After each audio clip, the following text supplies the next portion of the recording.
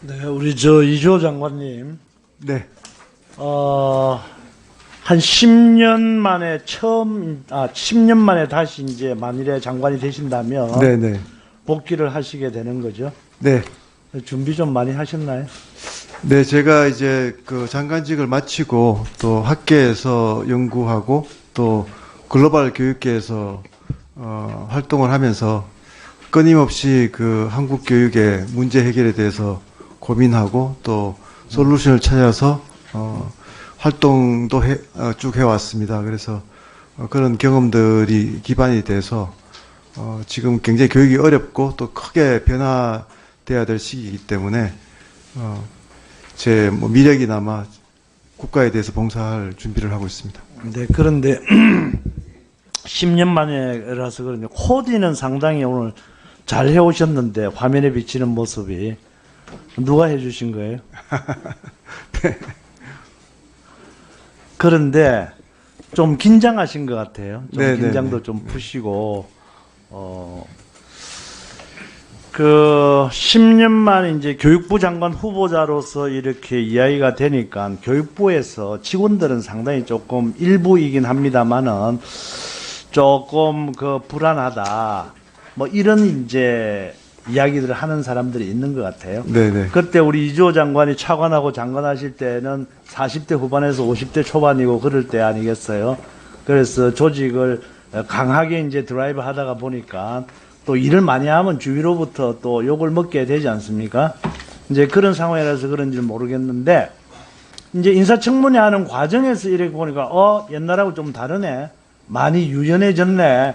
이런 이제 말씀들도 하시던데 그 앞으로 이 조직이라고 하는 것은 일을 하려고 하면 같이 해야 되는 거 아니겠어요? 네, 네. 어떻게 조직 관리를 하고 자세를 어떻게 할 것인지 소회를 한번 말씀해 주시죠. 네, 제가 그 10년 전에 이제 뭐 차관 장관을 할 때는 굉장히 젊기도 했었고 또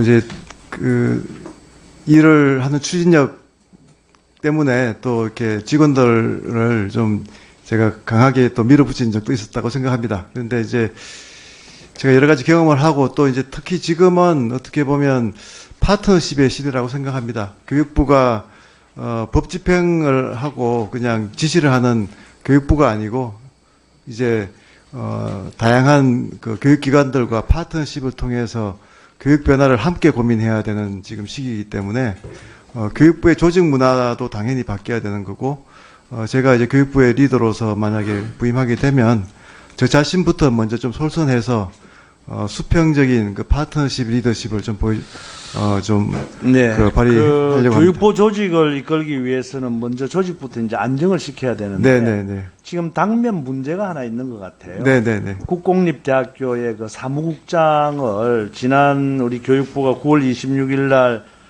국립대학 사무국장 인사 개편을 추진하겠다고 발표하고 그 이후에 지속적으로 이제 그 사무국장을 인사 조치를 한다든가 하는 이런 이제 조치를 취했습니다. 근데 이제 다른 건 다 좋은데 대학의 자율화를 위해서 총장의 권한을 맡겨서 대학을 제대로 좀 자율적으로 자기 소신껏 움직이기 위해서 자기가 판단하는 그런 사람을 채용하게 하겠다라고 하는 그 좋습니다. 그런데 왜 유독 하필 교육부 공무원들만 그 자리에서 배제가 되어야 하는지에 대해서는 사실 저도 좀 이해가 잘 안 되거든요. 네. 예, 그런 점에 대해서 앞으로 장관에 취임을 하시면 어떻게 하실 것인지 답변해 주시기 바랍니다. 네, 그 부분도 아마 국감 동안도 많이 지적이 된 걸로 알고 있습니다. 그래서 제가 일단 그 고등교육 쪽에서 지금 큰 역할 변화를 해야 하는 시기이기 때문에 예를 들어서 지금 이제 지역의 대학 같은 경우에 과연 교육부가 과거처럼 사무국장을 파견하는 형태가 맞는지 거기에 대한 근본적인 제가 말씀드리고 싶은 네네. 것은 과거에 이제 교육부에서 바로 임명을 해서 파견하고 뭐 이런 이제 그건 안 해도 네네. 좋단 말이에요. 그러나 또 대학 측에서 원한다라고 한다면 네네네. 교육부 공무원을 얼마든지 사무국장으로 취업을 할 수 있게 예. 하는 것이 필요하지 않을까 이런 생각도 들거든요. 네. 그런데 이 방침에는 교육부 공무원, 뭐 다른 공무원들은 괜찮은데 교육부 공무원은 배제를 한다든지 또 지금 현재 업무를 수행하고 있는 사무국장들을 인사조치를 한다든지 이런 것은 너무 조금 취지하고 맞지 않는 거 아닌가 이런 생각이 들어서 네. 묻는 겁니다. 예, 그래서 그런 인사 조치와 함께 사실 이제 지금 같이 진행되고 있는 것이 지역 대학에 대한 지원을 할 때 규제를 아예 없애고 지원을 하는 그런 부분, 또 이제 규제 개혁을 좀 과감하게 하는 부분들이 같이 진행되고 있습니다. 그래서 이제 지역 대학 입장에서 이제는 좀 이제 교육부가 더 이상 지역 대학을 산하 제 기관으로 질문에 보는 대한 것이 아니고, 직접적인 답변은 조금 그래서 피하시는군요. 사실은 그런 큰 그림에서 이렇게 진행되다 보면 예를 들어서 교육부 공무원들이 지역의 뭐 지역 협력관이나 산학 협력관 지자체 그런 쪽으로 파견이 근무지가 바뀔 수도 있고요. 그래서 그런 다양한 옵션들이 있어서 제가 국회에서도 또 많은 지적들이 있기 때문에 이 부분에 대해서는 잘 검토해서 문제를 빨리 해결하도록 하겠습니다. 네.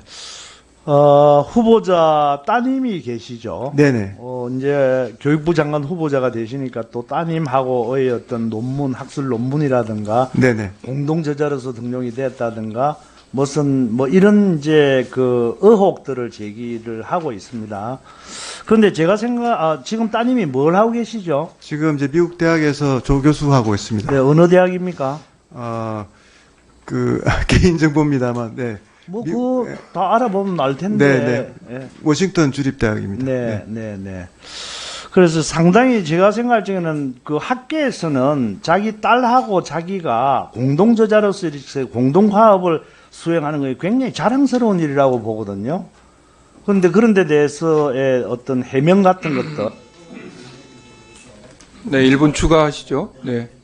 네, 지금 이제 언론 통해서 좀 문제 제기된 걸 알고 있습니다만, 그야말로 교수 대 교수로서 또 공통 관심을 가지고, 같이 연구를 한다는 건 큰 기쁨이고요. 사실 또 딸한테서 또 최근에 연구 기법이나 새로운 아이디어들을 배울 수 있는, 좋은 저는 뭐, 어떻게 보면 학자로서 정말 즐거운 일이라고 생각합니다. 다만 이제, 언론이나 또 국회에서 걱정하듯이 공정성의 문제는 또 분명히 살펴볼 필요가 있다고 생각하고 미처 그쪽은 생각을 못했었습니다만 그 부분도 전혀 문제가 저는 없다고 생각을 합니다. 그래서 앞으로 좀 공직자로서 좀 그런 노블리스 오블리주나 또 공직자의 리더로서의 책임 같은 거에 대해서는 좀 더 깊이 있게 생각하도록 하겠습니다.